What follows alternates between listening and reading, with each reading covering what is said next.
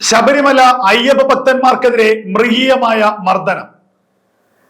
കോന്നിയിലാണ് മനസാക്ഷിയെ ഞെട്ടിപ്പിക്കുന്ന ഈ സംഭവം ഉണ്ടായത്. കഴിഞ്ഞ ദിവസമാണ് ഈ സംഭവം അരങ്ങേറിയത്. കോന്നി പത്തനാപുരം ദേശീയപാതയ്ക്ക് സമീപം പൂവൻപാറ എന്നൊരു സ്ഥലമുണ്ട്.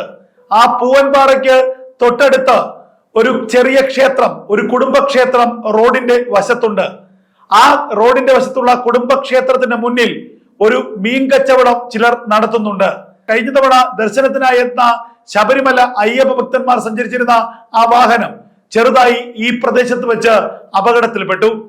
വാഹനം ഓടിച്ചിരുന്ന അയ്യപ്പ ഭക്തൻ ചെറുതായൊന്ന് മയങ്ങിയതാണ് അപകടത്തിന് കാരണം. ഈ മീൻ കടയ്ക്ക് മുന്നിൽ, ഈ മീൻ വ്യാപാരം നടത്തിയിരിക്കുന്ന കടയ്ക്ക് മുന്നിൽ പാർക്ക് ചെയ്തിരുന്ന ആ വാഹനത്തിലാണ് അയ്യപ്പ ഭക്തന്മാർ സഞ്ചരിച്ചിരുന്ന വാഹനം തട്ടിയത്.